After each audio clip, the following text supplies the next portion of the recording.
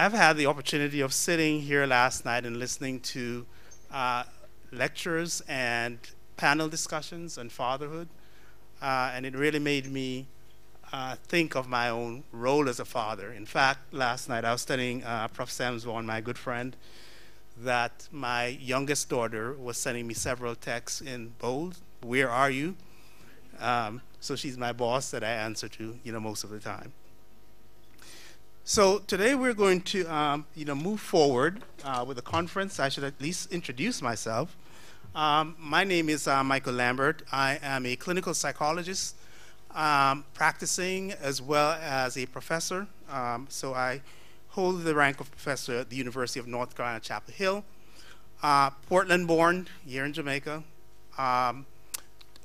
Titchfield educated, and then finally Church Teachers College, and so I engaged in a lot of work here in Jamaica before I went to the United States for 2 years, and 2 years have turned into almost 40 years. So, but I've worked very closely with Prof. Sams, even her former cohort, and now she's pulled me back into this one. Okay, so hopefully everyone is registered. So we're going to start off really quickly because we are running a bit out of time as usual. As Prof. Sams reminded me, Jamaican time. And so I'm trying to get used to that myself again since I've been gone for so long. Our first speaker is Dr. Marta Favera. And she's from the University of Oxford. She is an economist by training, a senior research officer at the University of Oxford. She joined the Young Lives in 2015. She led the last round of data collection, and she's currently leading the Young Lives quantitative research agenda. She has a PhD in economics from the University of Essex and a master's in economics from the University of Leuven, Belgium. Before joining Young Lives, she worked as an economist at the World Bank for the Latin America and Caribbean region and Africa region. Her recent work focuses on adolescent brain development, skills formation, and transition to the labor market. In addition, she investigates the role of aspirations and subjective experiences as potential self-enforcing mechanisms underlining poverty and gender equality. Help me welcome Professor or Dr. Marta Favera as our first keynote speaker, for this morning.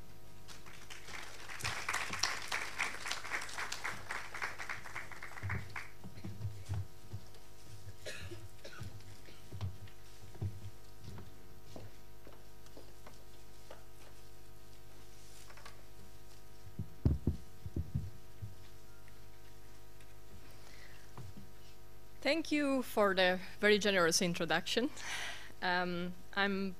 Thanks to all of you to be here. I'm feeling very honored to be able to present at this conference and to be here in this university, not least because this university started the tradition of birth cohort studies. The Jamaican Birth Cohort Study is one of the first, if not the first, birth cohort study in low and middle income countries.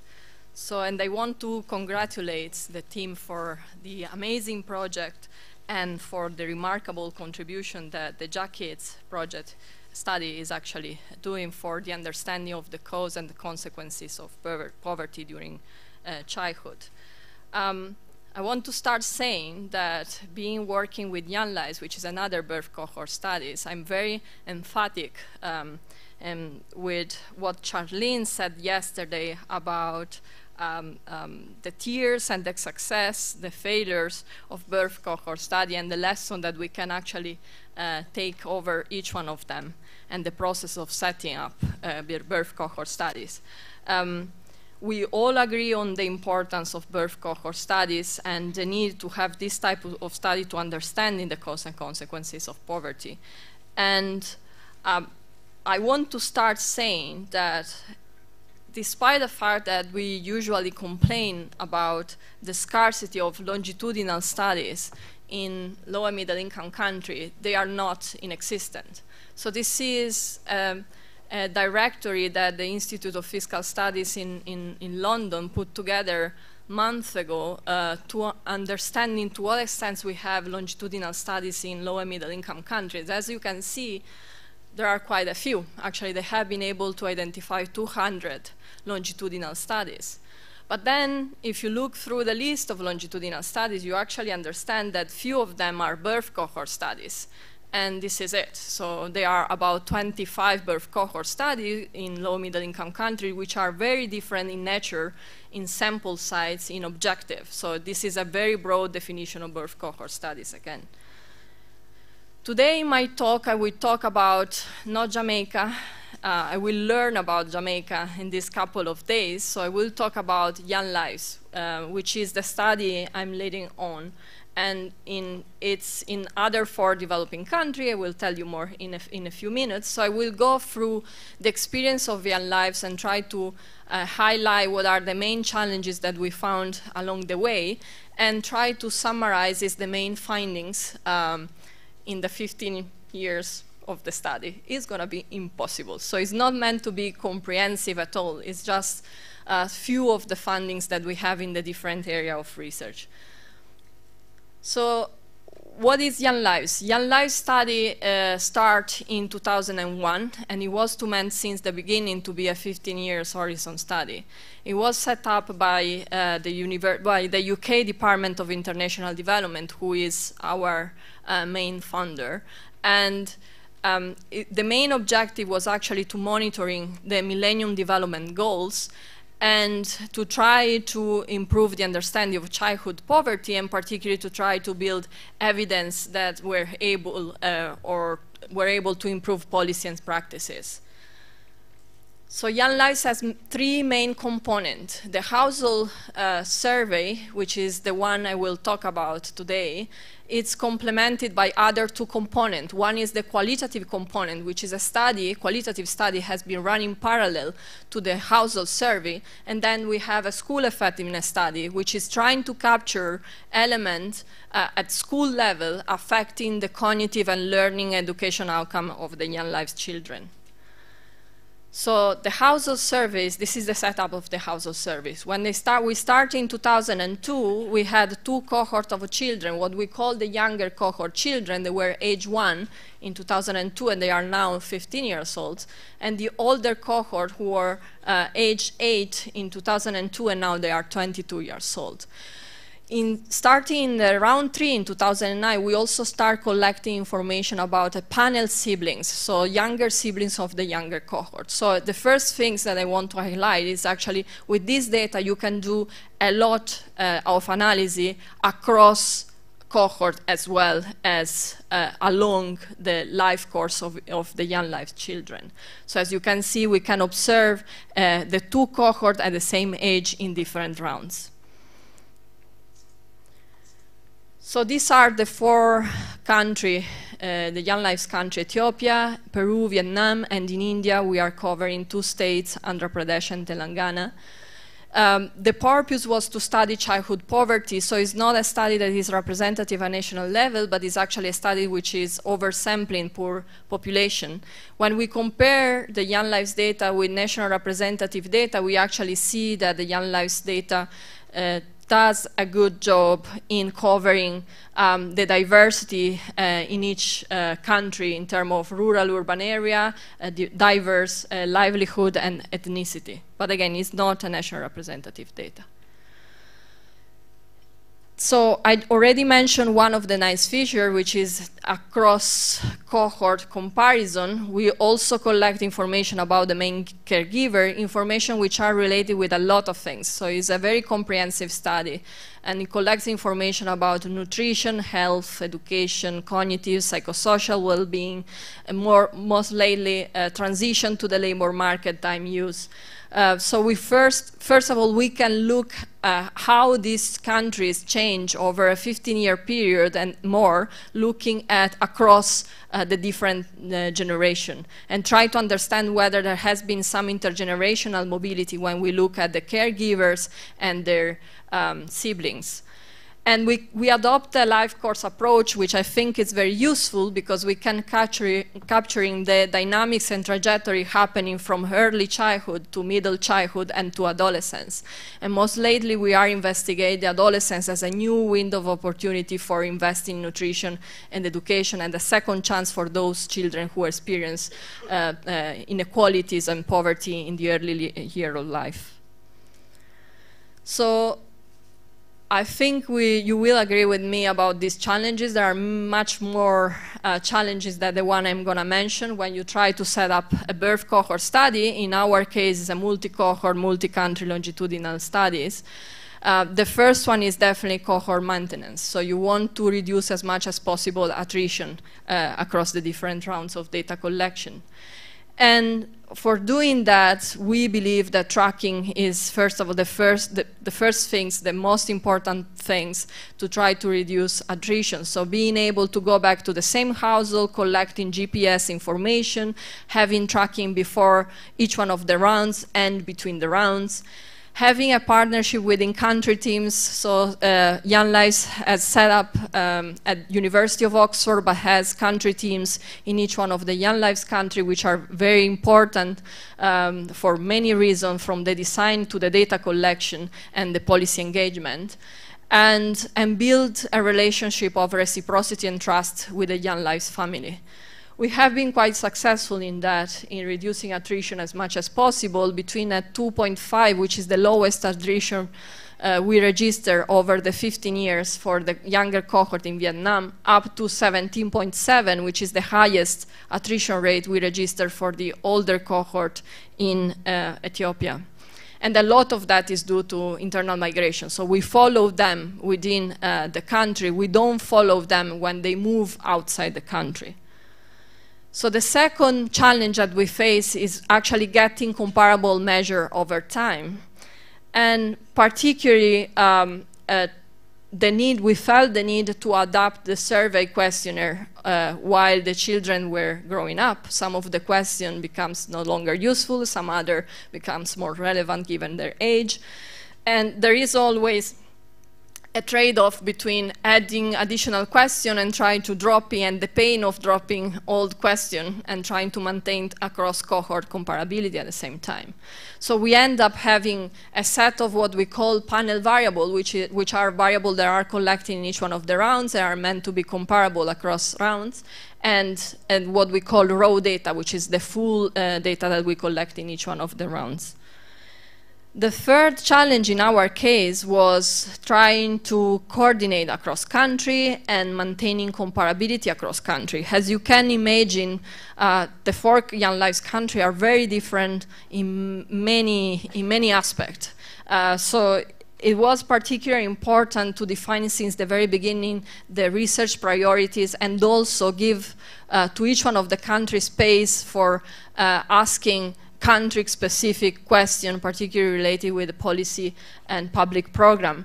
And going through an intense period of piloting the survey, do data visualization, data cleaning, data validation, and going in translating the question in the local language and back translating in English to make sure that we were capturing the same. We did a lot of focus group to try to understand what was the perception of the respondent with respect to the question that we were asking. And then the last challenge that I want to mention is the need to have high quality data, which I'm very pleased to hear that has been considered as the most important priorities in the decades, and I'm very pleased for that. And actually, I think this is probably the most important things, trying to have high quality data to make sure that our findings are real and reflect very well the reality and are very well set up for designing effective public program and intervention. And we think that piloting the data and going for set up manual and protocols for data collection is actually very useful. Do a lot of training for the field workers, going through a very intense process of ethics approval at country level and at the international level. And in the case of Young Lives, the data are public archived through UK Data Archive, and they go through, they go along with a number of technical notes to explain what are the measures that we are using and why and how we construct each one of the measures. So I invite you to go to the website to have a deeper look on what I'm saying now. Oh, I'm going down. So I will start the second part of the presentation. It wasn't supposed to be about the findings, the main findings we found in different research streams. So again, they are not comprehensive at all, but I want to highlight a few points. So talking about nutrition, as I said, we measure anthropometrics measures since age 1 in the case of the younger cohort. And what we realized since the very beginning is that there is a significant socioeconomic gradients in nutritional status and stunting prevalence in all of countries. So this is an example for Ethiopia. And what we see in the red line is actually the prevalence of stunted children at each one of the age for the poorest household, which are here on the left panel, and for the relatively less poor or richest household on the right-hand side. And as you can see, the prevalence is higher for the poorest household to respect to the richer one. And also in terms of severity of stunting, the severity of stunting is also more prevalent among the poorest households. So there is, first of all, a story about poverty. What we notice over the 15 years, actually in all countries, there has been improvement in access in sanitation and water. And this access in sanitation and water has been substantially proved to be associated with a lower risk of stunting.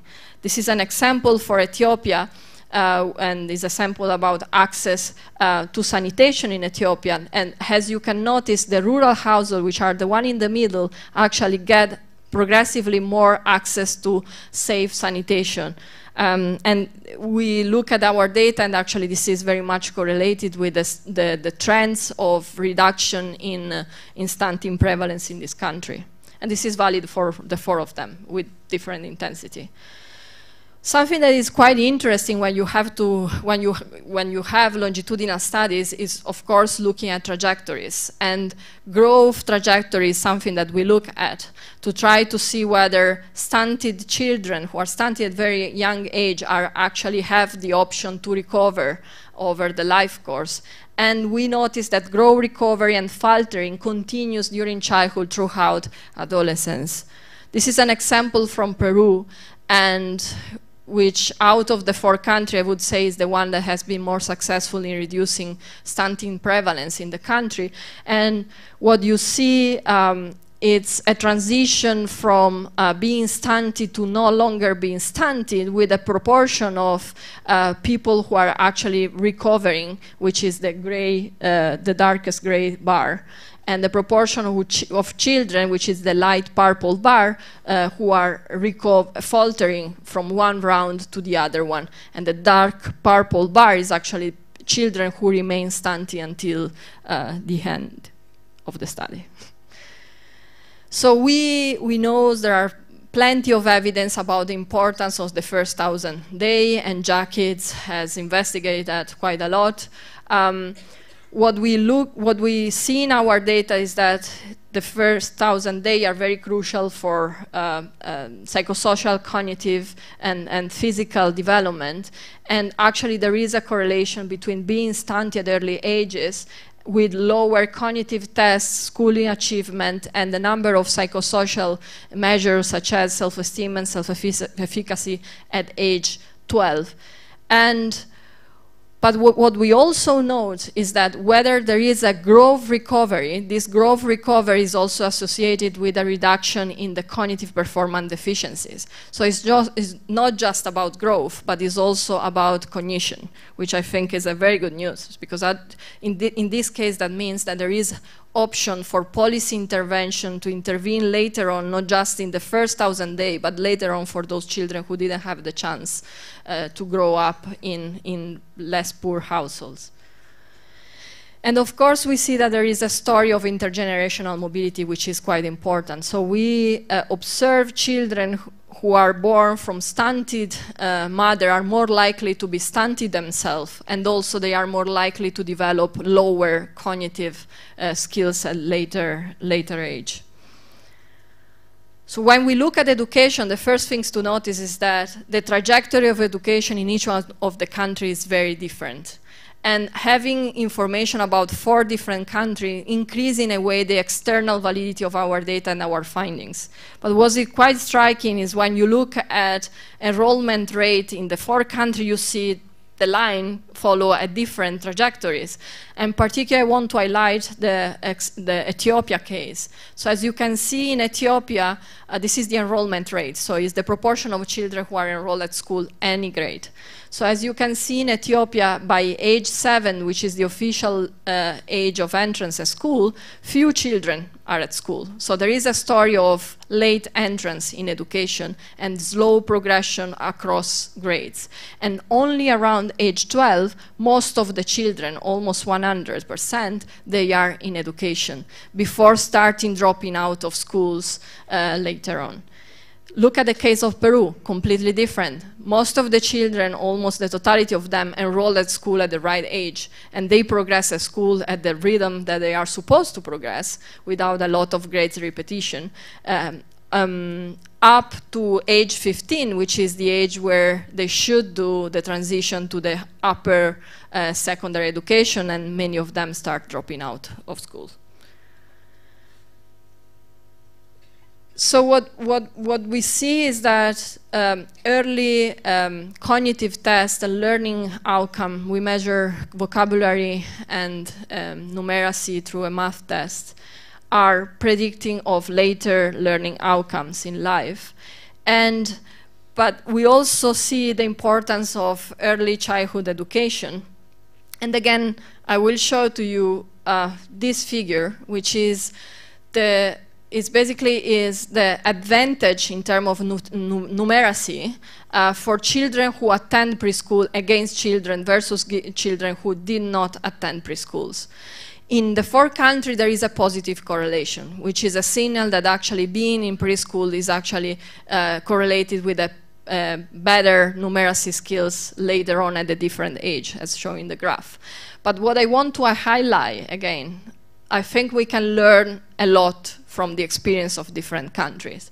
So Ethiopia and Vietnam are the 2 countries where this gain in terms of preschool attendance on numeracy is the highest. These 2 countries are completely different in terms of education system.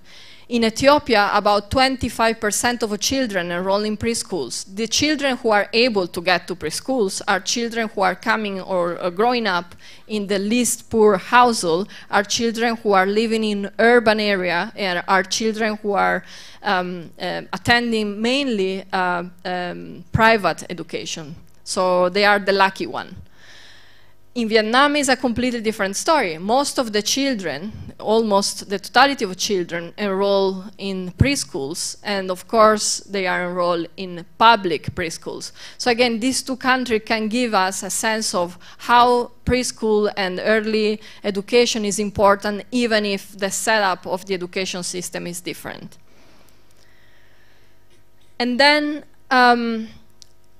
then most recently, we are trying to understand, which I understand that also Jack Hitz collects this information, so it would be great to have more discussion on that. We start collecting information not just about learning outcome, but also about cognition, the building blocks of cognition.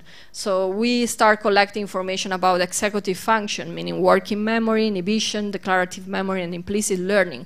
Why that? Because these some of them actually, they are proved to be malleable in adolescence. So again, the story is about it's important to invest in the first 1,000 days, but what happened to children who didn't get the chance to get the investment in this time, in this life period? So is there any second chance opportunity for them later on in adolescence? So from here, the interest on executive function as a building blocks of brain development and also possibly personality.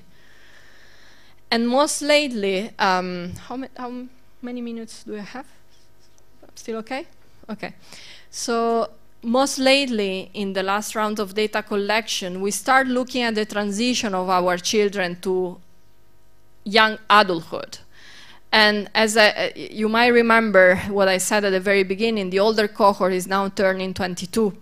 So there are a lot of different transitions out of education or into post-secondary education and into the labor market that matter for these children. So we start asking ourselves the question about who are those kids who has the opportunity to enroll in post-secondary education and that have better opportunity in the labor market. And we actually saw that cognitive skills and learning outcome and learning achievement early in age are very much predicting education outcome later on when they are 19 and 22 years old.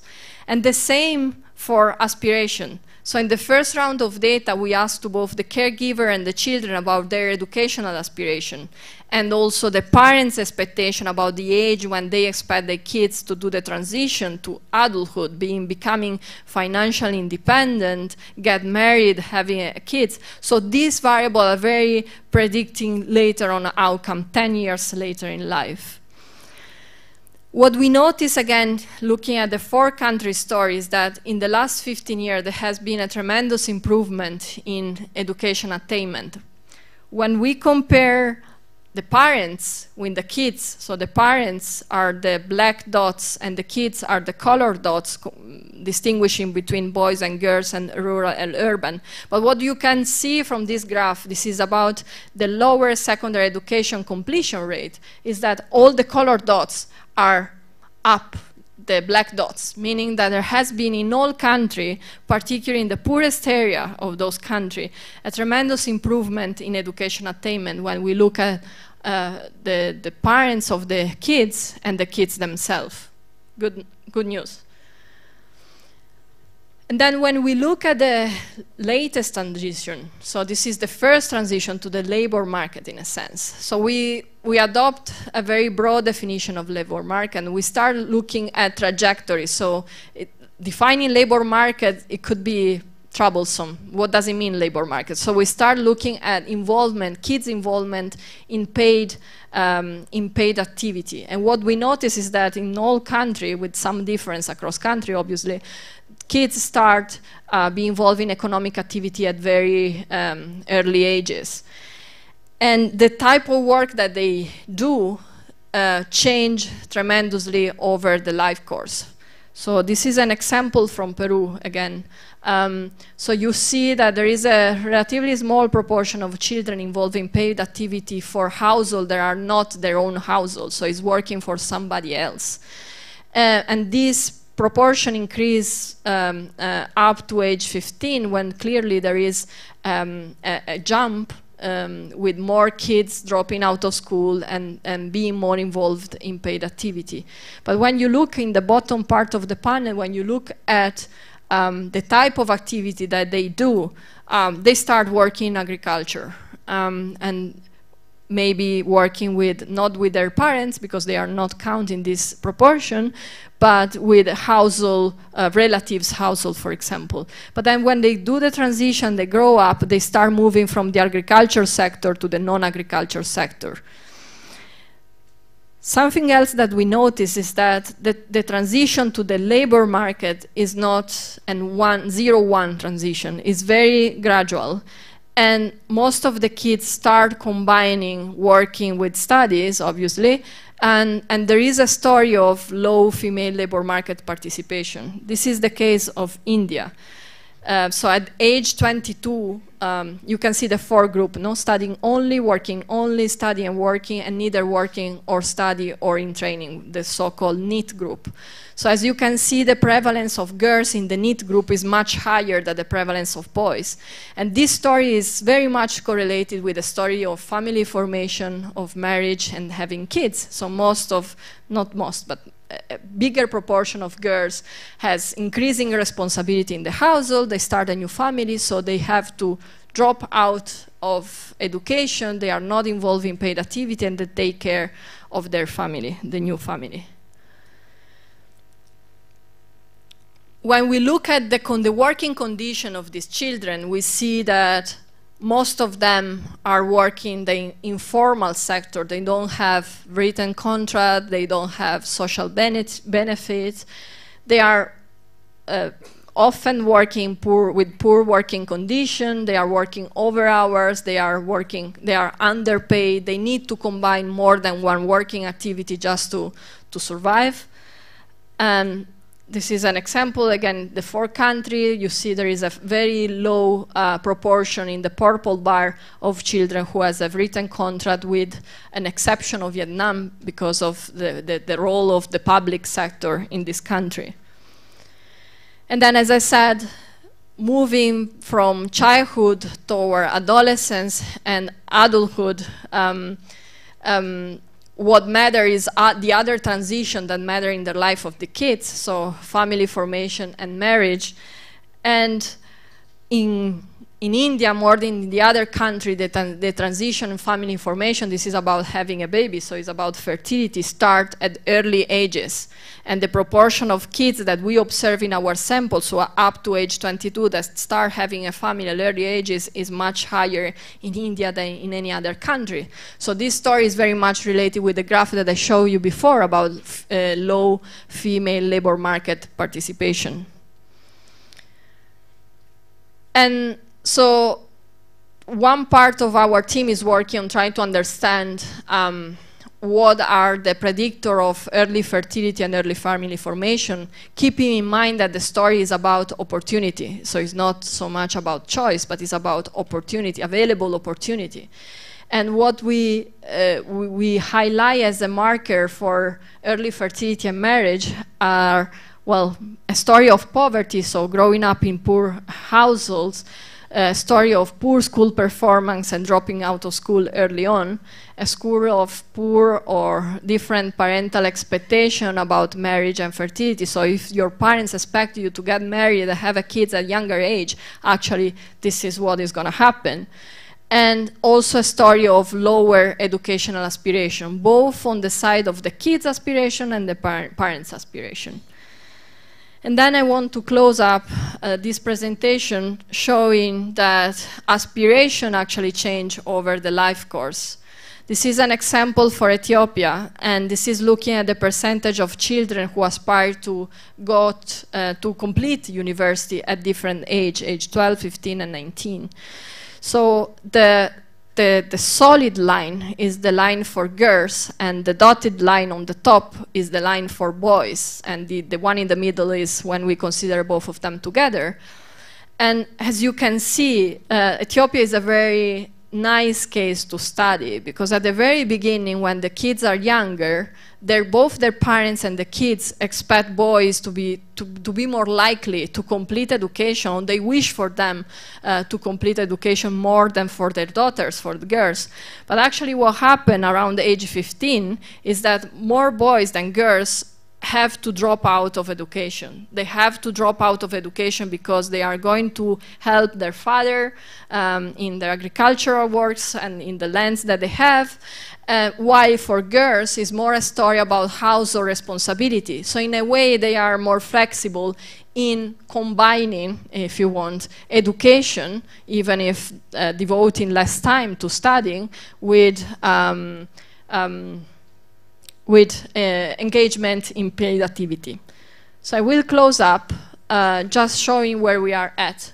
So as the JAC kids, we are handing our project at the moment, so we got up to round 5, where the kids are 15 and 22 years old, and we start collecting information, a new birth cohort, which are the kids of our young lives, no longer kids. So I hope to be here in 2, 3, 4, 5 years and tell you that we have been able and we have been succeeding in raising funding for going on in this important study. Thank you very much.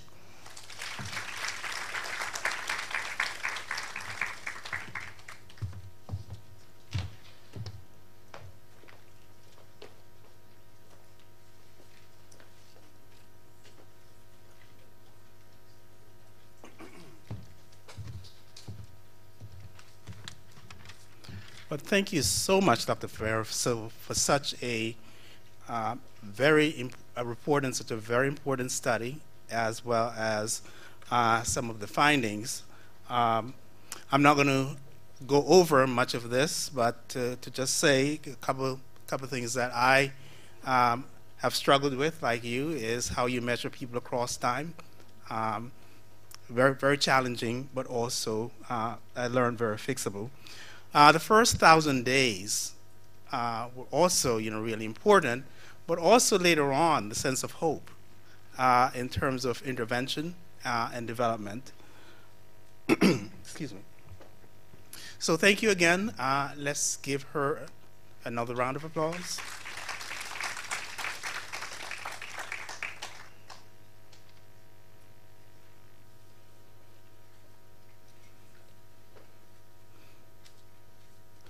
Okay, the next speaker is very tough to introduce because of her extremely long, productive history, as well as her contribution to the island as a whole.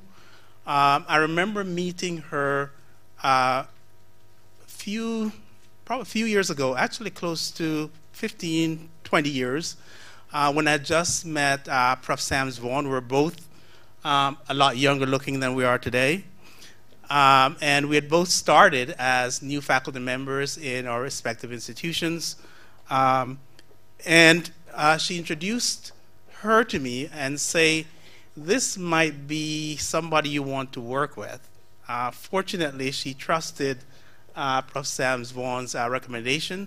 And so I have had some really good working years collaborating with Dr. Deanna Ashley. In fact, I recall, I don't know if Prof. Sams remember this, but right when she was about to retire from the Ministry of Health, she said, we have to find something for Deanna to do because she's not used to being idle. And so it seems as if we have kept her pretty busy. I'll just highlight a few notes about Dr. Ashley. She is a pediatrician. In fact, before I even do that, let me give you her orders of distinction as well as her education. So Dr. Deanna Ashley, OD, CD, MB, BS, DPH, DM, pediatrics. Hopefully I get half of those behind my names when I get to retirement age. But as I was mentioning before, she has been very, very instrumental in health and development here in Jamaica. She's from St. Andrew High School, where she actually worked, and for over 35 years in public health. One of the things that she has done is, of course, develop the first cohort, which is one I actually worked with her and Prof. Sams Vaughan in.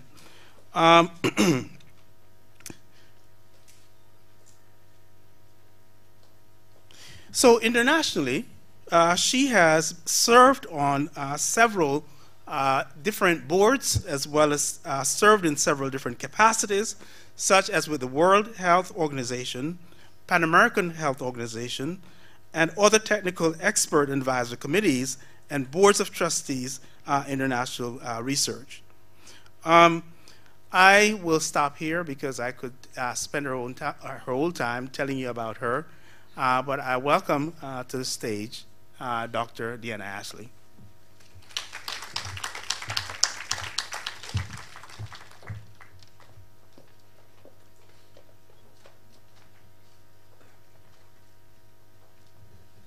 you do this? Wait, Charlene, where are you? What do I do? Is it up? Oh, okay, great. Good morning, everyone. And Michael, thanks for that introduction. It was great working with you over these years. And just to say, when I started this, I think Charlene mentioned yesterday that they didn't know what they were getting into. I promise you, I had no idea what we were getting into. But just to say that cocktail receptions are very good places to meet, greet, and get ideas planted in your head. So in 1979, at a DM examiners meeting, external examiner Professor Neville Butler was here, and as we chatted about healthcare in Jamaica and maternal and child health, since I was responsible for maternal and child health, he said, and I didn't know where we should go. Obstetricians were telling me perinatal and obstetric problems were the priority. Pediatricians were telling me another thing. But I knew what we had at that time. Plenty gastroenteritis, plenty measles, plenty and plenty malnutrition. So I couldn't take on the obstetricians and the neonatologists at the time. But once we had dealt with those challenges and got over the impact of the polio epidemic in '82, because Neville had said, do a birth cohort study, you'll get the answers. So in 1985, I turned my head back to this issue that was facing us, high perinatal and maternal mortality. So as I said, everybody had their own opinions, and I had no evidence. So we decided, this is just showing a map of the distribution of health facilities across Jamaica, quite a reasonable distribution, 20-odd hospitals and about over 300 health centers. So I won't describe the health network here, but it's not bad. So this was a situation at the beginning of when the ideas for the study were being developed. We had an under-registration of infant deaths, and this was studies done by Desai et al. In '83. So you see up to 54% of infant deaths were under-registered. High perinatal mortality, like Laurie et al. Showed that it had been always high. And as I said, obstetricians had their answers. Pediatricians and neonatologists had their answers, and I had none. So how do we get to what's to be done? In fact, as we developed the ideas, a former lecturer of mine in epidemiology was at the ICDDRB in Canada. And I said to him, would you consider supporting a study? And he said, well, write up a proposal. Well, that was, as I say, that's history. Professor Butler couldn't come. I asked him, can you come to Jamaica? I don't know how to go about this, developing this birth cohort study that you told me about, but I want to do one. And he sent Jean Golden. That was a great, great, great asset. And she remained our collaborator, mentor, and friend, and still is. Professor Afet McCall-Binns, who should be here with me here, and with Maureen, she's in fact in Bristol, or probably Cambridge at the moment, Alan, right? And so she sends her apologies. So we had a team that we worked with. I was a principal investigator. I carried the Ministry of Health responsibilities at the same time.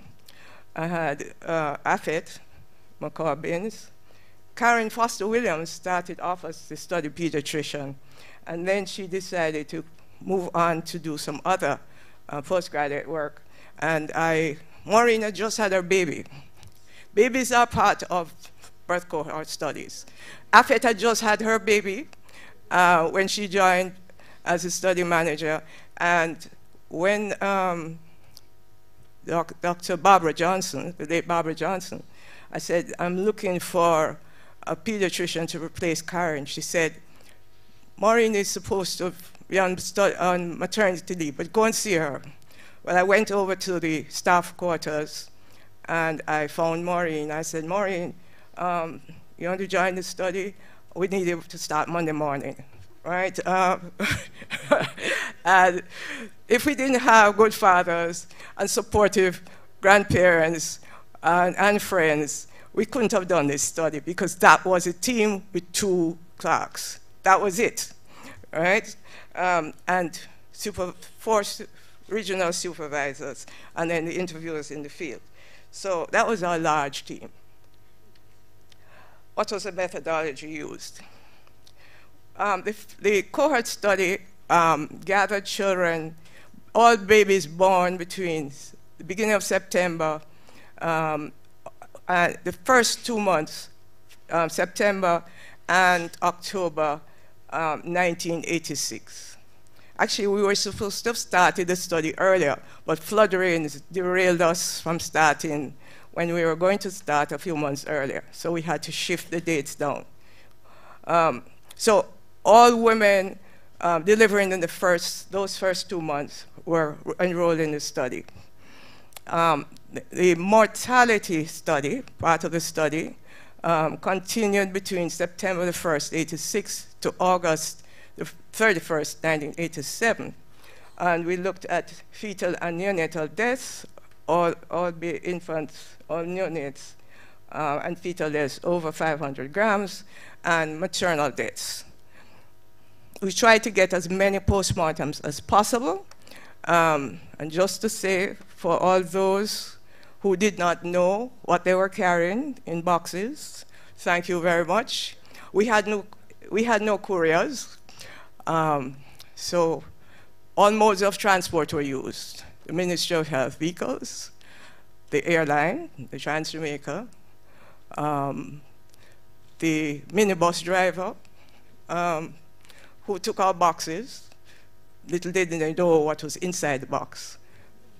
Those were the babies who had died and had to be brought to Kingston for postmortem. So thank you to all those who were so cooperative. We paid no money. It was, can you carry this for us? And we had a setup of having the delivery. Where is the rendezvous point? At what time in the night do we meet you? So we didn't have drivers. We didn't have any vehicles of our own. Maternal deaths, wherever possible, we tried to get also postmortems. We didn't move those bodies. So. But neonatal and perinatal postmortems are a special area, and so most of our pathologists at the time did not have that experience. And Professor Jean Keeling from Oxford was our consultant related on this, and she helped and working with Professor Carlos Escoffrey and Professor Cord at the university, were 2 of our main pathologists. And then we did an evaluation of the health services. Observed deaths, observed births on 5 different days during the cohort study, and we looked at 25% random sample of community midwives and working in primary care. Again, maybe I should just tell you the environment we were working with. We had no cell phones. We had 1 straight line. We had no computer. We had no laptops. We had the office where we had our study office. We had 3 small rooms which stored the boxes with questionnaires and everything else required for the study. I think it could hold 4 people sitting on straight back chairs among the boxes and the desks. So, you know, we're slightly before the age of technology. There was nothing called internet. There was nothing called a cell phone. We had a manual typewriter at my office and 1 electric typewriter. And towards the end of the study, we got a memory writer. We did have a calculator, right? And those who remember what a Getz-Tetner machine looks like, and stencils, okay. So all questionnaires, we had 8 questionnaires. And all questionnaires had to be developed, sent to, for typesetting, and then printed. Once the questionnaires were completed, checked, and they were then microfished to make sure we saved the questionnaires. And in fact, Maureen said we just burnt the questionnaires a few months ago. She decided they were fire hazard. But all of them were microfished and then checked, and data was put on transcription sheets, coded, and sent for data entry. We had to contract a company to do the data entry. So that was the environment in which we worked. The cohort study, we were able to identify and get data on 10,401 mothers, and we had 98 pairs of twins. So basically, we had 10,509 mothers. Fathers, I think we did ask a few questions about fathers, but fathers at this point in time was not uppermost in our minds. But we remedied the situation with Maureen's new study. The mortality study ran for 1 year, and we actually followed and identified all of as many perinatal deaths, neonatal deaths as we could in that time. And we have got a perinatal mortality rate of 38 per 1,000 births, a maternal mortality ratio of 110 per 100,000 live births. The vital registration process. Before, when we actually tried to evaluated what percentage, we had a 94% ascertainment rate when compared with the Registrar General's registration of live births in that period of time, the cohorts, 86 September and October. The Registrar General's department, I don't know if any of you recall where it was, in this Spanish Town Square, and the state it was in at that time. You had to put on masks, get some gloves, and make sure when you came out, you went and found a shower. It was in a really dreadful situation. Only 9% of neonatal deaths and 12% of fetal deaths were registered.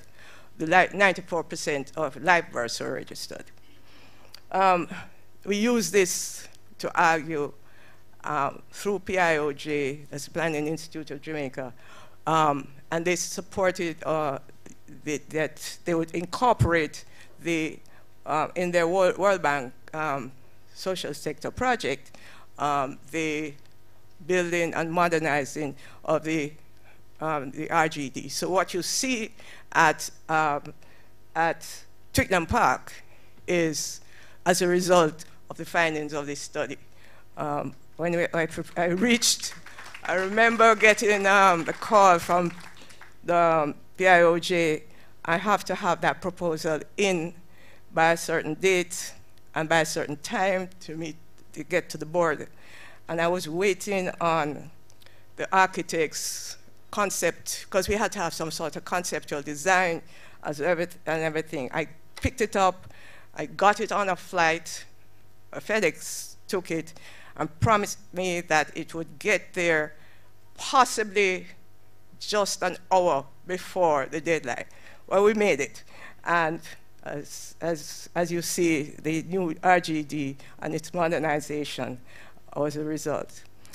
And then they set up the Vital Statistics Commission to try and improve the overall process for vital statistics data capture. On the antenatal side, what we achieved and used the data to show was the importance of same-day testing and the patients getting back their results. Because of 94% of antenatal patients who have their tests done for syphilis, but there were significant delays, and mothers would wait 2 months for their VDR results. So often the babies were born positive mothers, and therefore with congenital syphilis. We were therefore use this to introduce a system of same-day on-site testing so that the patients would get the results and be treated at the same day, or certainly within the next day. And you see what happened after they introduced the same-day testing, where you reduce the waiting time for getting results. We hardly see syphilis anymore. See, medical students probably have never seen a case of congenital syphilis, today's medical students. The other thing that, because of how labor wards were laid out, and this was particularly true of some hospitals, 18% of deliveries everywhere was overcrowded, especially if anybody remembered what Spanish Town, predating the maternity wing, there were high occupancy rates, often 2 in a bed. So you had 30-odd%, nearly 40% shared beds. There's a woman in labor sharing beds, and often with their own babies after delivery. And so the two were able to get changes in the layout of maternity wards, so it would be easier for the limited staff to be able to observe the patients, and we were able to get some additional ward space with the construction of a new wing maternity block at Spanish Town Hospital. Mothers had limited access to obstetric care, and those women were twice as likely to die from pregnancy-related complications. There is 6-fold for women with hypertension-related deaths. And therefore, we decided that we couldn't leave it like this. We needed to develop and test an intervention with a focus on reducing the risk of death, maternal death and perinatal mortality, because they went hand in hand. Mother died or had severe eclampsia, baby would die or be born with severe morbidity.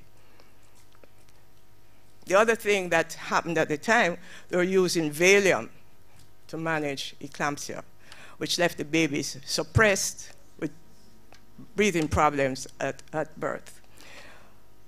So the pilot intervention resulted in, as we changed the way mothers were managed, the protocol for management of preeclampsia and eclampsia, we were able to reduce the eclampsia by 69%, reduce the need for hypertension-related admissions by 38%, and reduce the number of inpatient days for women who had preeclampsia or eclampsia by 54%. And new systems of management through high-risk clinics at the primary care level was introduced. Obstetricians or persons who we had selected and trained to see the patients in high-risk clinics were outreached from their main hospitals, and we were able to argue with the Ministry of Health to get posts for obstetricians. I borrowed, I didn't steal, I borrowed posts from other hospitals and staffed the hospitals where so for instance, Anata Bay got an obstetrician, right? Savlamar got, so beefing up the outlying hospitals so that we can improve the quality of care in those hospitals.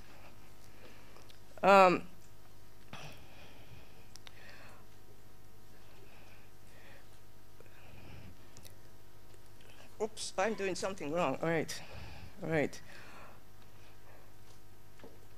The other thing was the importance of educating the mother. Because if the mother didn't understand her problems and what to look, signs to look out as danger signs, she would, in fact, delay going seeking for care. So for instance, one of the things that mothers would say is they were feeling upset and seeing things in front of their eyes. They'd go to the clinic, or they're feeling not well enough to go to the clinic and delay going, and the next thing they were fitting.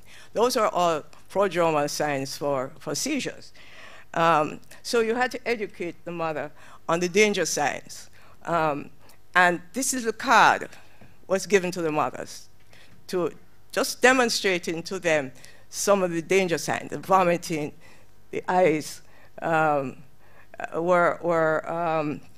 things, and the bleeding. Often if you don't have a flush toilet system, you don't know that you're actually bleeding, right? So as they learned about these signs, they were also told, don't let any doctor tell you that nothing is wrong with you, right? You find yourself to the hospital, to the labor ward, and insist on being seen. So they learned that do not delay. Through the educational process and the self-action taken by mothers by increasing their knowledge, we saw a 60% reduction in the incidence of eclampsia.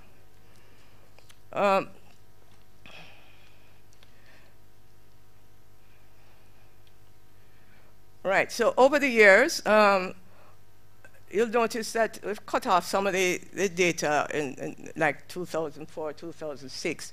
I'm just showing you what has happened right in the periods right after the study. And you'll see that maternal mortality rate has gone down.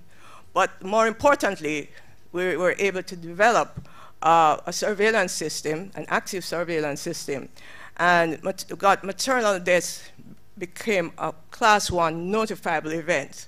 So everybody had to notify the Central Ministry of a death, and all deaths were then investigated. So the active process of reporting and investigation of every maternal death, and that it continues today. All right. And this has resulted in, by understanding these deaths and being active in the management of maternal health, we've seen a significant decline in the direct causes of maternal deaths, that increase in indirect causes. And as obesity has gained its foot and HIV contribution, that in fact contributed to some of the deaths. But obesity has become a bigger problem as an indirect cause of maternal deaths. Right, we cannot forget the midwives who made all of this possible. Those are just some of the teams that walked the highways and byways of Jamaica during this study. And these are the professors that the study helped to produce. We have Professor Jean Golden, our 2 pathologists, and our two lead investigators, Professor McCall Binns and Professor Maureen Samson.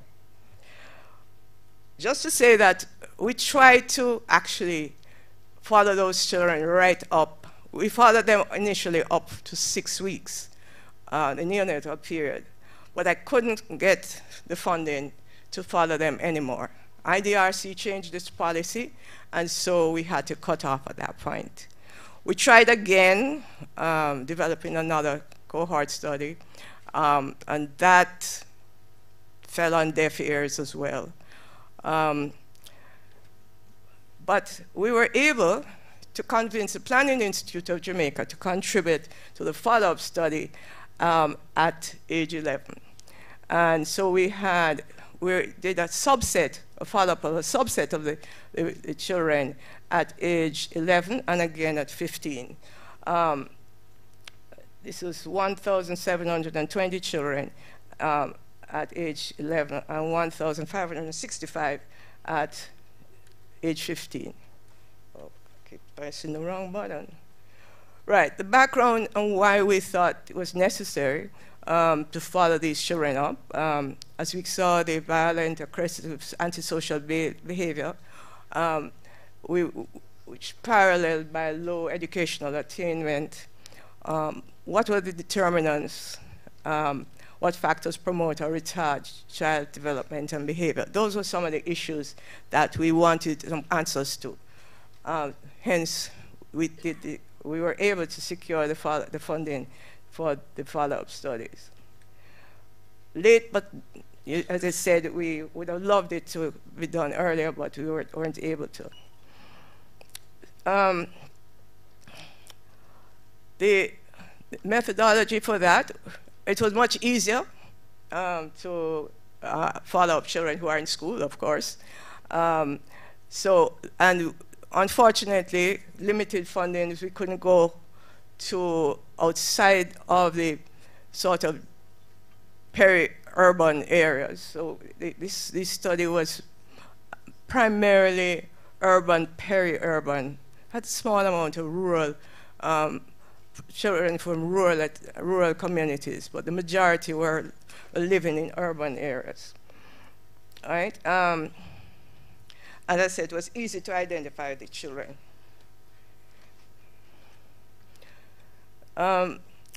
Looking at parenting, mothers, again, 75 to 80% of the children lived with their mothers throughout.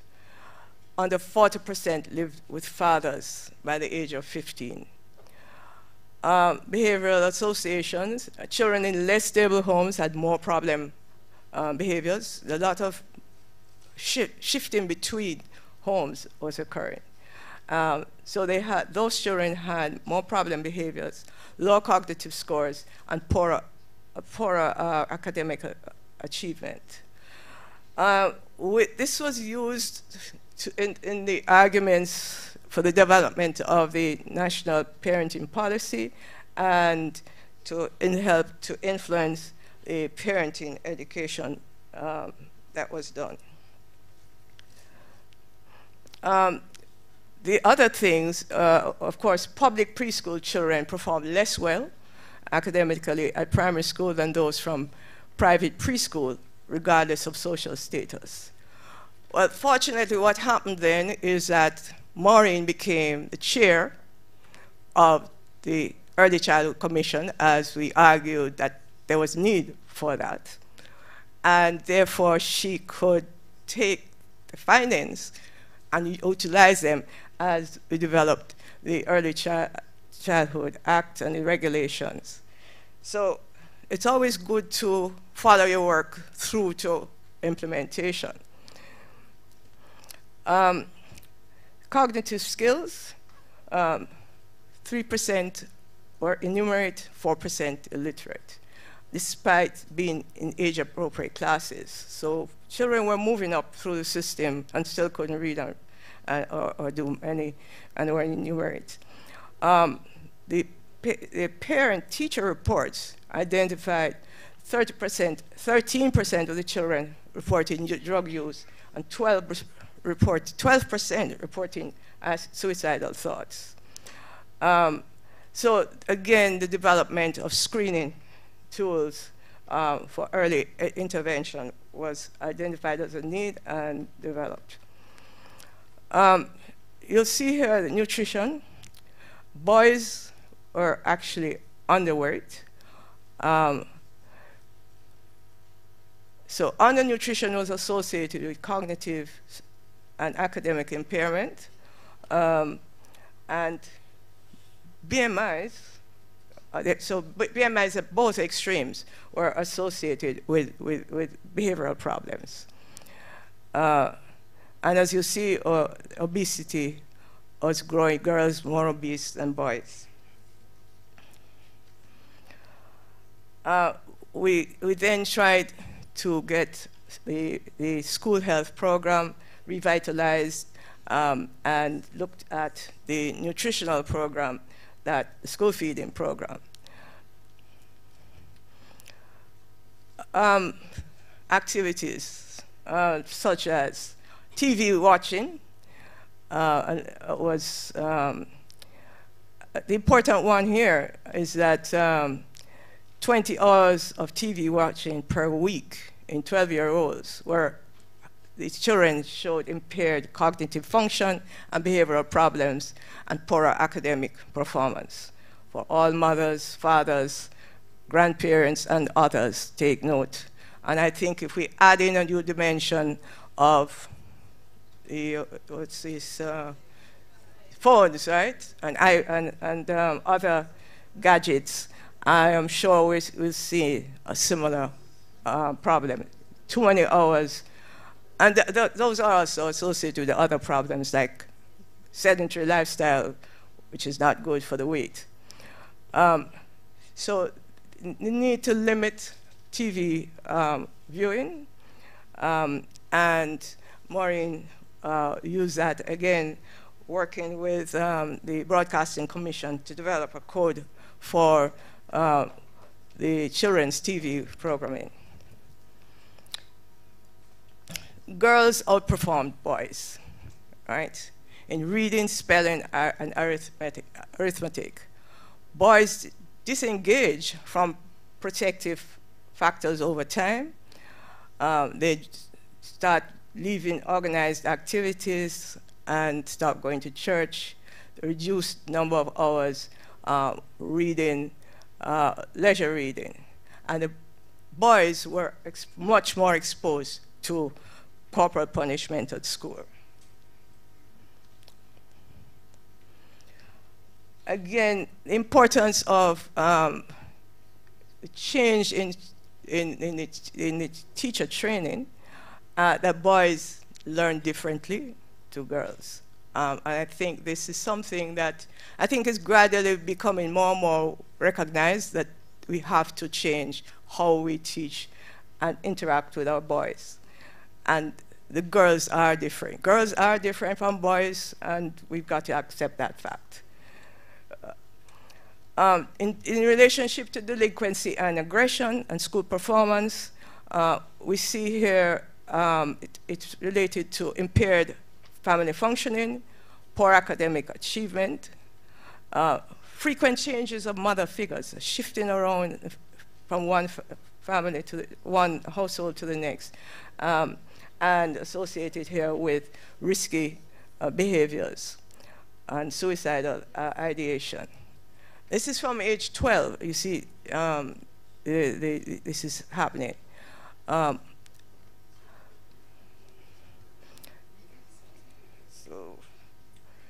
Right. This led us to include violence, which we were seeing as a major epidemic, into the National Policy and Strategic Plan for the Promotion of Healthy Lifestyles, to build self-esteem and integrate organized school activities, literacy improvement, and positive parenting, and with special emphasis on boys. So what was learned? It was the need for a comprehensive reproductive health program, and that led to the reopening of the schools of midwifery, which unfortunately were closed in the middle of the 80s. the deployment of additional obstetricians, in fact, and pediatricians, in-service, the importance of in-service education, and the development of ongoing in-service education, development to improve quality of care systems, standardization of record keeping, and treatment protocols. The data, again, highlighted the need for further work on the academic environment that would successfully promote academic achievements in boys, and we'll see also what will come out of J Kids. And well, fortunately, the Prime Minister has indicated that Jamaica will ban corporal punishment. So that, I hope, will become a reality. And we need to really train our parents and others in positive disciplinary practices. We didn't end at age 15, but as we recognize the growing problems with the chronic non-communicable diseases, it's led to taking on the follow-up of this cohort at age 20, and a subset of the population that were seen at age 15. We found 997 young adults. Professor Rainford Wilkes is the lead investigator, on this component, which I won't elaborate because that would take the rest of the afternoon. And I think there should be someone telling me I'm out of time, right? I didn't even notice her. Okay. All right. So what I'll end by saying is that the importance of collaboration was absolutely vital in execution of this study. Collaboration locally, the academic development and strengthening of the academic components of the study with lots of papers, with probably 30, 40, 50 papers. What are the key things? I think we can say that a study must be well designed, well managed, and must be clear on sharing your data with your target audience. Just to say, you have to persevere. It's hard work. You're going to learn by your mistakes, but you must learn. And you have to make it fun. If it's not fun and you're not enjoying what you're doing, then it's not worth doing. So, and at the end of the day, good advocacy, good communication, and patience. Change does not come easy, and taking evidence into policy and action is the important thing. A paper is not good enough. So I'd like to just end here and to congratulate Maureen and her team for taking up the mantle and carrying on the work. Thank you. Those are the collaborators with the study over the years. Oh, well, it's good. Okay, good.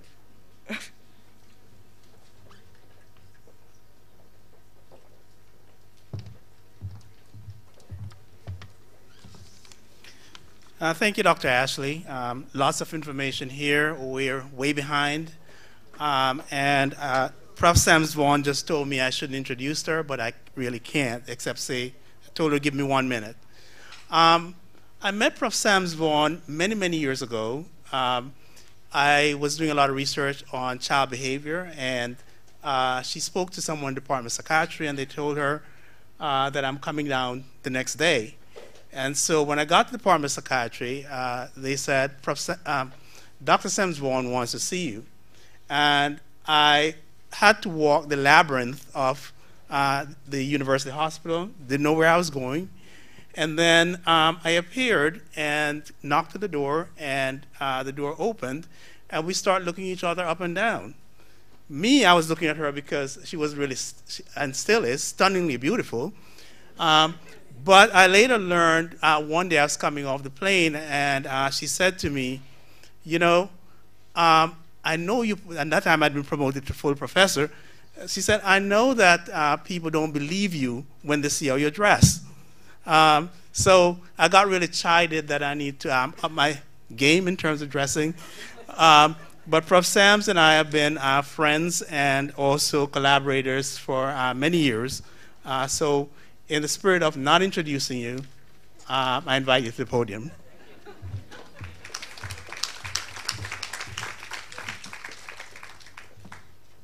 What he didn't say about his dress was that he was in shorts, a t-shirt, and a knapsack over his back. And I was expecting a meeting with a professor. So there you go. I have to add the bits of it, okay? All right, so my job is to tell you about the background to the Jamaican Birth Cohort Study. And so that when we present all the information over the next day, 2 days, that you will be aware of where the information comes from, how it was collected, that kind of stuff. But I'm going to give you a little bit of background. I know Martha did some, but I'm going to give you a little bit of background of birth cohort studies.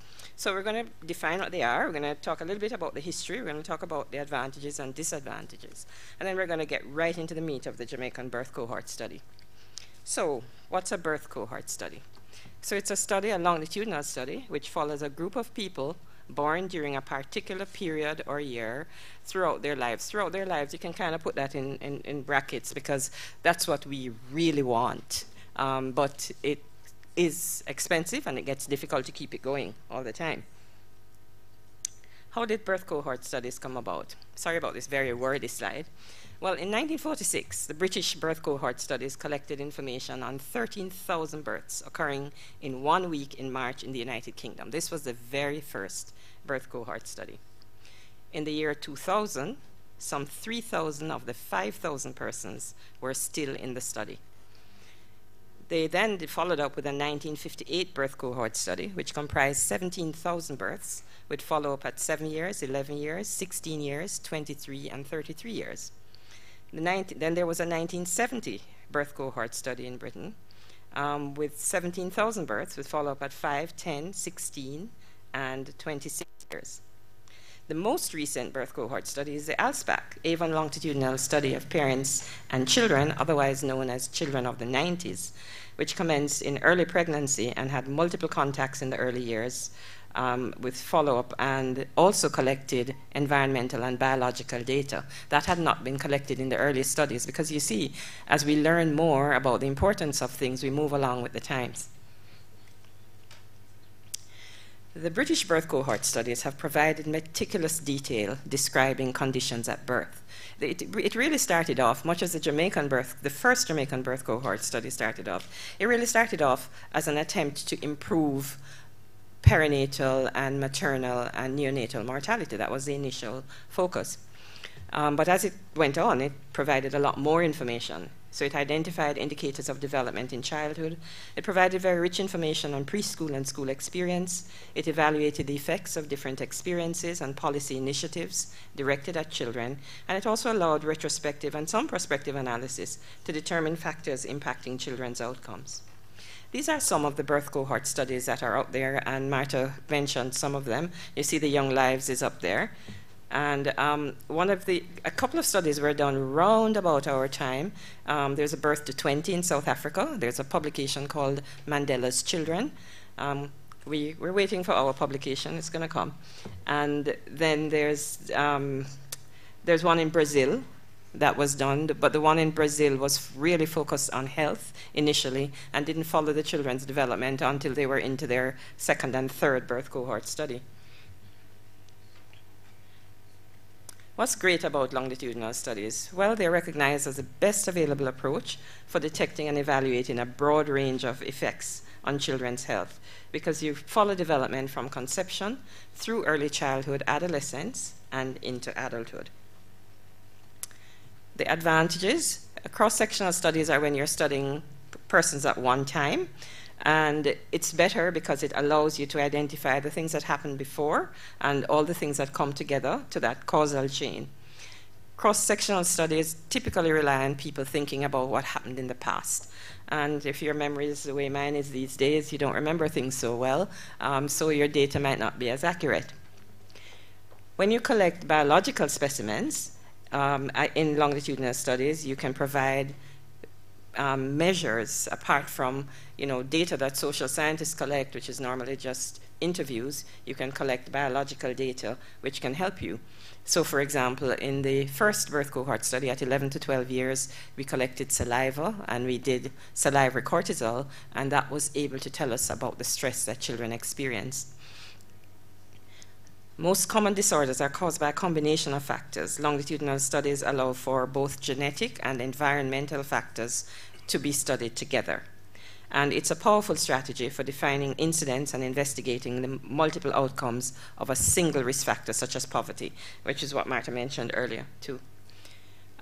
In terms of the design, when you're doing studies, you want to make sure that when the group of people that you're studying is representative of the population. You don't want to study just a small group of people, the most well-educated, the people that are the wealthiest, because that's not your entire population.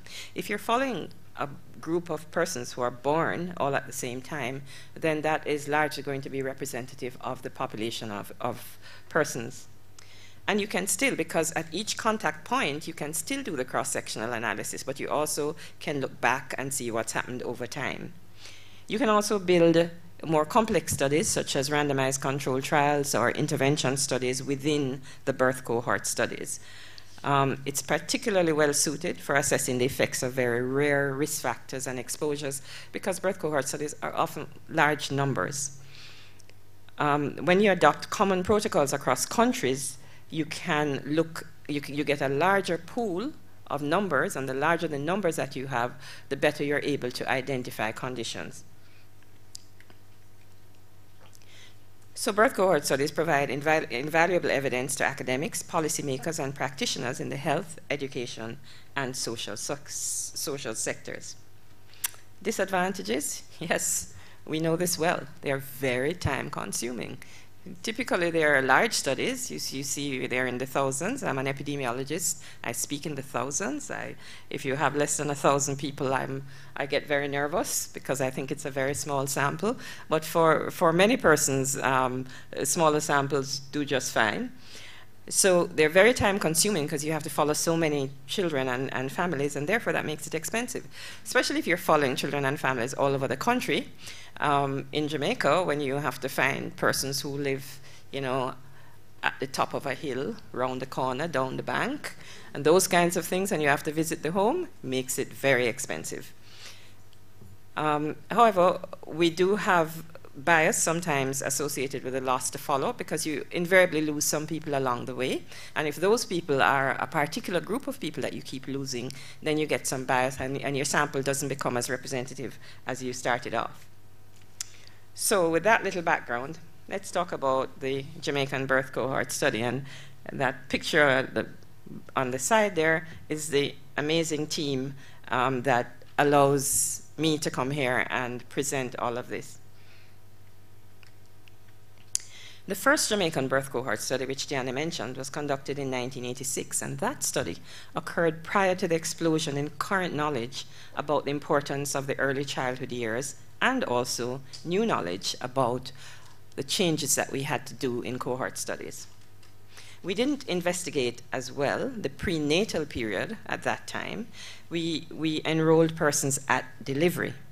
And the science of birth cohort studies had moved on. The science said that we really need to capture that prenatal period. We really need to know what was happening to women, what their diet was, what their exposures were, what environments they were exposed to. We also, at that study, we saw children at birth. We saw them at 6 weeks. And the next time we saw them was 11 to 12 years. So we had missed that critical early childhood period, the first 1,000 days of life. We had missed that really critical period. Not for want of trying, though. We were a very small team, and we had to leave Jamaica to analyze the data because our computers here at the university couldn't analyze the data. And all that time, the kids were getting older. And in our early attempts to get funding, were not successful, so we didn't get to see the kids until 11. At that time, too, the focus was on mothers and children's health. So we didn't include a lot of information on fathers. And so this study allowed us to pull together all the bits that we hadn't accomplished as well because of limited knowledge at that time and limited resources. We also wanted to document the role on child development of parenting styles, supportive environments. We wanted to look not only, sometimes research focuses just on the negatives, we wanted also to look at the positives. And we wanted to include a genetic component. So the goal of the 2011 birth cohort study was to examine relationships among a wide range of family, school, community, and individual variables that influence health, social, and emotional development in children in order to improve the health and well-being of Jamaica's children by impacting health and education policy. The previous study had been hugely successful in impacting policy. Diana went through a whole raft of things. And you know, when I was doing this study, I could see how impactful that study was, because when we were going around to antenatal clinics, every antenatal clinic had a book that had criteria for referring persons on to the high-risk clinics, and that had been an outcome of the previous study. So it was really good to see, you know, how the previous study was impacting individual lives. So the new initiatives that we had for this study was the collection of data in the antenatal period, the collection of detailed information on young children, the collection of biological data. So we collected blood samples from women in the antenatal period. We actually haven't analyzed these yet because we have to find funding for the analysis and the transport. We collected saliva. We did some studies on fatherhood. We collected data from fathers, and we'll hear about this in a minute. We utilized telephone interviewing for data collection, something that we couldn't have done in 1986. What was very interesting was, to us was that in 1986, lots of people didn't have landlines. By the time the kids were 11 to 12 years, when we were 96, 97, when we were doing the 11 to 12 year follow-up, most people had a telephone, but we didn't know the numbers. So it was of no benefit to us, right? So we still had to find people through all kinds of means. So telephone interviewing was done, and we also used an internet-based data entry system, which was given to us through our collaboration with Michigan State University. So we started off using what was the RICS system, but we've since moved to the REDCap system. We also had the benefit of geomapping and analysis, and when you go to see the exhibition, you will see how we geomapped, and you will hear from Dr. Paris Leroy how we used geomapping in our analysis. So there were lots of new things that happened. Our funding and collaborators, primarily the Inter-American Development Bank, but we also received funding and formed partnerships with both local and international funders. We also had a steering committee because we wanted to make sure that any information that we had that we thought was relevant could be transmitted almost immediately to the relevant government ministry and agency. So our steering committee included representatives from UWI, Statin, NEPA, relevant ministries, the CDA, the PIOJ. And so that steering committee helped to provide technical and logistical support. It's also important to keep the persons who you want to effect the policy change close to you, because you know they will be a part of what's going on. They will tell you what information they actually need, and it will guide some of what you do. So let's talk about how we contacted participants. So our target population was all children born in Jamaica in July, August, and September 2011. The Registrar General's Department, also one of our partners, told us that 11,124 babies were born during that period. This is a flow chart of all the contacts. The strip down the middle is the main study, and the ones on either side are the sub-studies. I'm going to take those as I go through the presentation.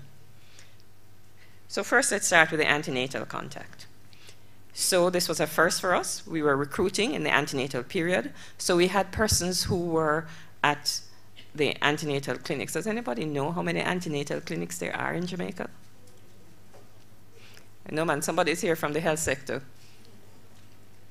All right, so there are over 300. So in order to capture, and that's, remember, that's just a public clinic, right?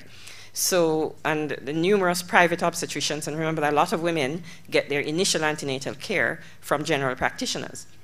So this was a mammoth task. In fact, the folks in Brazil said that they didn't even consider it. But we, you know, we always think we can do the impossible, so we get on. And so we visited clinics, public clinics, and had field interviewers recruiting eligible mothers who were expected to deliver during our period. Private physicians were asked, of course, we couldn't just walk into private physicians' offices, so we advised them and asked them to inform their patients about participating in the study.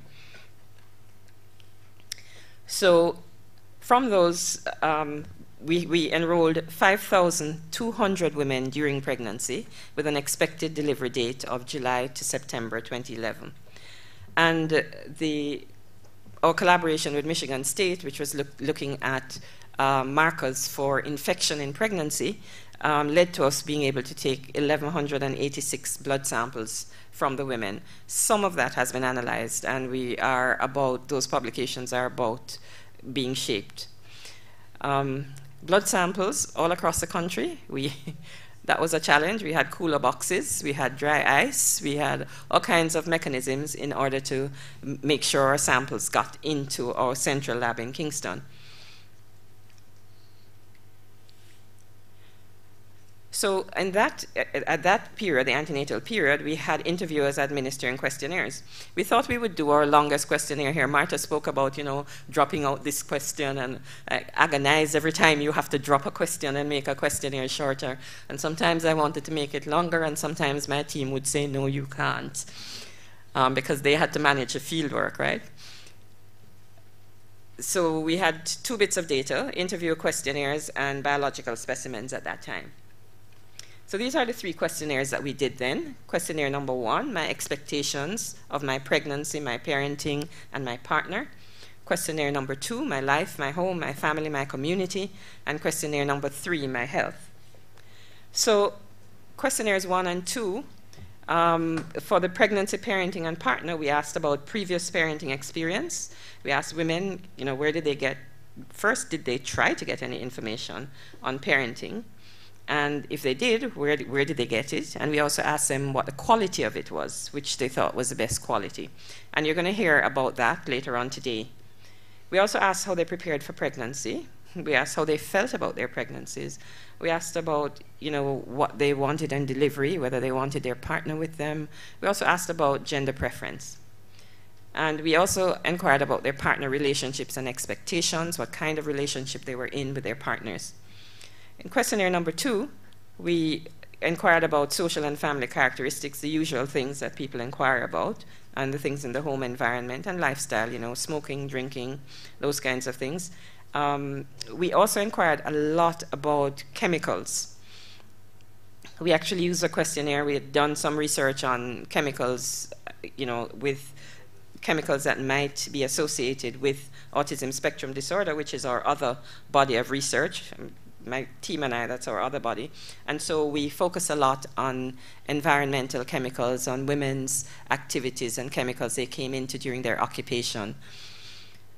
And we asked about persons' communities, violence in their communities, but we also asked about things like access, whether there were political meetings, whether there, you know, what social activities took place in their communities. The health question was really seriously medical.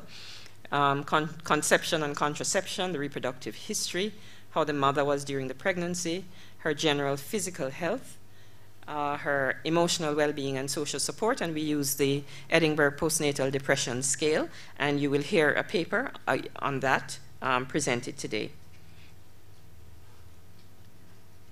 We spoke about physical safety, Not only, and in this we inquired about intimate partner violence. That's a new term. Domestic violence is an old term. We inquired about intimate partner violence, so we collected that. You will hear about that information as well. And we did a dietary assessment, a 24-hour dietary recall. At the birth contact, we recruited in the birth period that we wanted, July to September 2011, so we had persons in every hospital. This was considerably easier. There are 26 hospitals where women give birth, or so we thought. When we listed all the birth contacts, all the hospitals, and we were in discussion with a senior person from the Ministry of Health, they said, "What place is this one? We don't know about this one." And they really didn't. So there was a birthing center that we knew about that they were unaware of. So these kinds of studies identify all kinds of things. Mothers were invited to participate at the birth of their children in hospitals and at birthing centers across the country. And we also had a questionnaire for fathers. So when fathers visited, we were able to interview the fathers independently of the moms. I'll say that afterwards. So we were able to enroll 9,600 mothers, which is 86% of the mothers enrolled and interviewed at birth. 86% of the total number of deliveries that took place. And 3,410 fathers attended hospital at the birth of their child, and they were interviewed. So that was about 31% of fathers. This is the largest sample of fathers ever in Jamaica. So it is, persons may consider it to be a biased sample, yes, because the dads are attending. But really, for the first time, we were able to get the voice of fathers. And yesterday, last evening, we had a cocktail reception with a lunch, and we discussed fatherhood there. I'm going to represent just a small snippet of that, of the fatherhood data. And these were the two questionnaires, my pregnancy, labor, and delivery. And this one focused primarily on the pregnancy and the delivery. And the questionnaire for the dads was called My Role as a Man and a Father. And the title of the questionnaire was very carefully chosen because we wanted men to understand that we really were interested in them and we wanted their voices.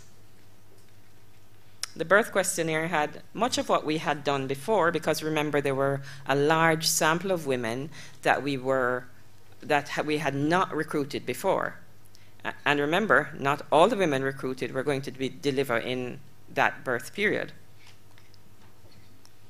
In fact, we had very interesting, among our own team, we had a very interesting situation. So one member of our team was supposed to deliver during the birth cohort period and another was not. And it flipped completely, okay? So, you know, things happen during pregnancy that you can't predict, of course. On the role, I mentioned many of the aspects in pregnancy, labor, and delivery. We also did a brief literacy test. You'll see section G down there, word list. We did a literacy test with moms. In terms of the dads, my role as a man and father, we asked them about their parenting experience. We asked them about pregnancy and delivery. We asked them how they prepared and where they got their information. And we did that both for pregnancy and for parenting. And we asked them about their relationships. We asked them how they felt when they were told about the pregnancy. And we asked them then how they felt at the delivery. We also asked them about their gender preference and their lifestyle exposure. They were also administered the Edinburgh Postnatal Depression Scale. And you will hear about paternal depression later on from that. We asked them about their sexual and reproductive health. One of our partners is an anthropologist who is particularly interested in sexual and reproductive health, and we have already published the paper on sexuality of Jamaican fathers at the birth of their child. Section H, we looked at social background and health again. We had two sub-studies that we did at birth.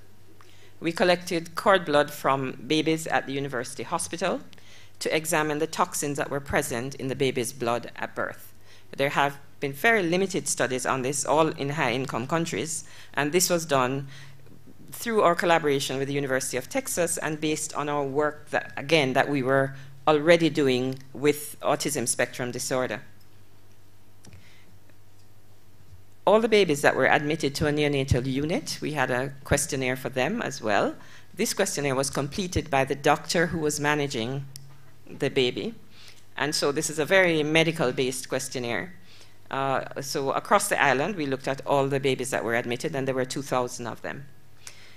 We worked with MonaMedia Informatics to map the locations of study mothers. The spatial analyses were done to determine service delivery zones for health centers, clinics, and hospitals, and also the impact of the prenatal environment. Because once you have geomapping, you can overlay other things that have been geomapped. So cadmium, there's an atlas of heavy metals in the soil. Jamaica is known to be particularly rich in heavy metals.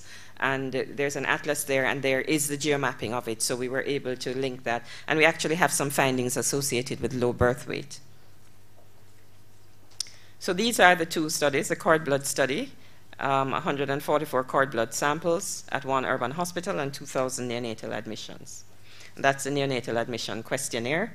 This one I said is very, very medical in terms of discharge and treatments and medications prescribed. The study team was able to match approximately 3,700 antenatal participants with those enrolled at the birth period.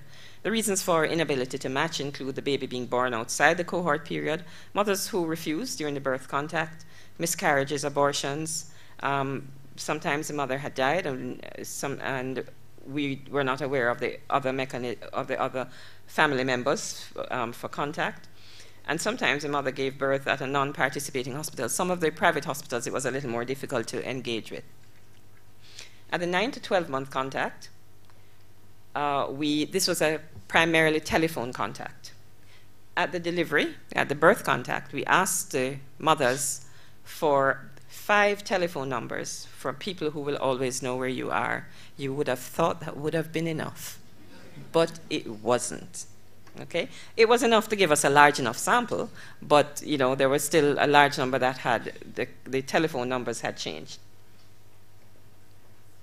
So that was a 9 to 12-month contact. So we enrolled 7,600 of the original birth contact. So that was 79% of our 9,600. And we interviewed them by telephone, and we had a whole question, the 9 to 12-month questionnaire.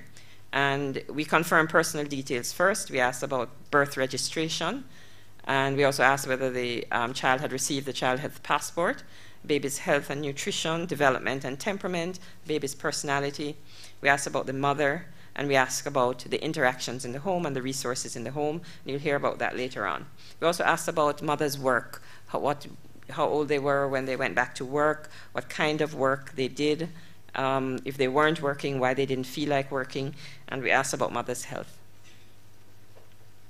We had a sub-study called the Firstborns, and we wanted to get closer to a few of our babies, and we wanted to observe their home environments and assess what was happening.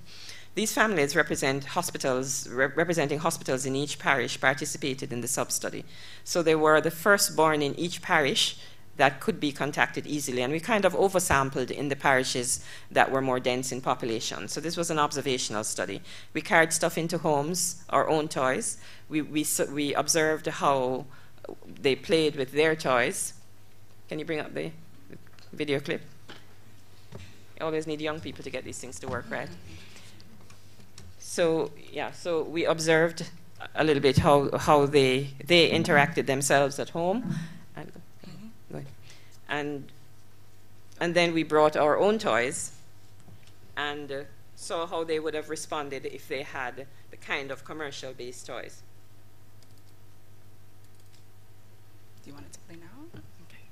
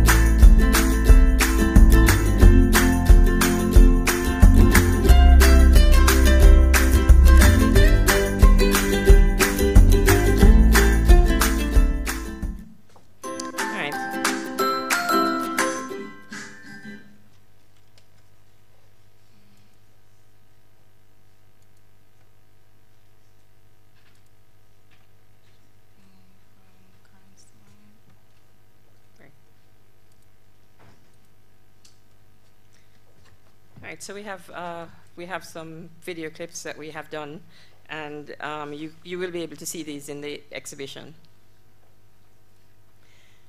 We also did a parent support study to evaluate the adequacy of support provided to parents of newborns admitted to hospital. So parents whose children were admitted to neonatal care units were interviewed by telephone. So these were our two sub-studies from the 9 to 12-month contact. Sorry, oops, seem to be going backwards, right? At the 18 to 22-month contact, we did two different forms of contact. We had a 25% random sample that we did the telephone interview in the same way that we did before, and then we had a 10% random sample where we did face-to-face assessments. Families came to one of 6 locations, and you can see the locations there: Kingston, Mandeville, Falmouth, Black River, Montego Bay, and St. Anne.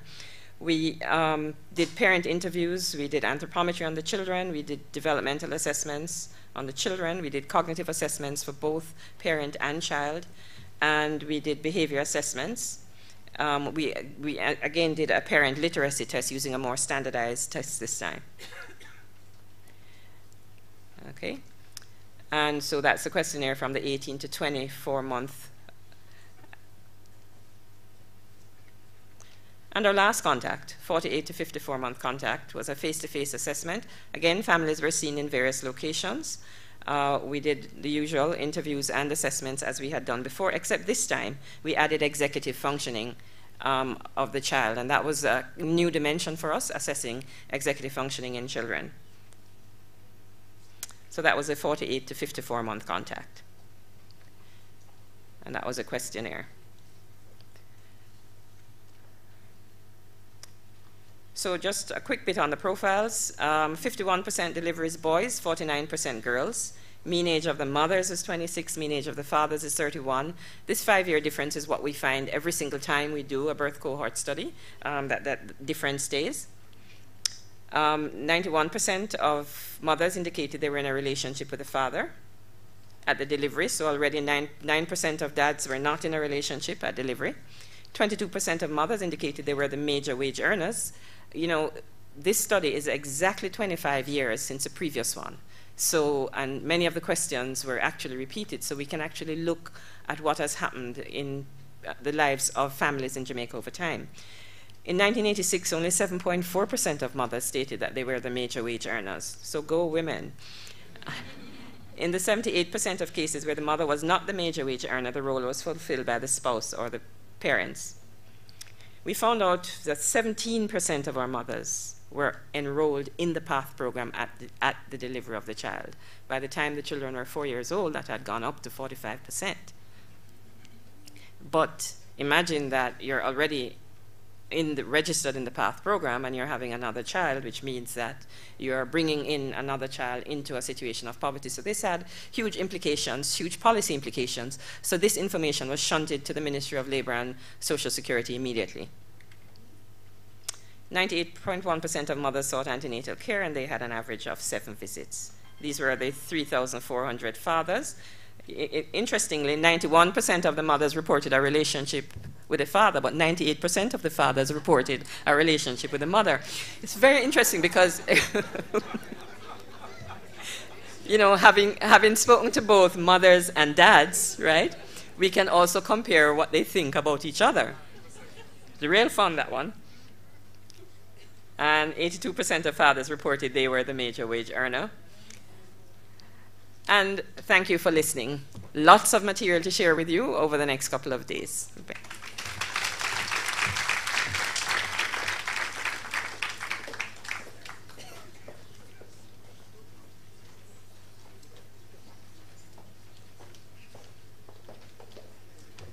All right, hello everyone. Thank you all so much for your patience.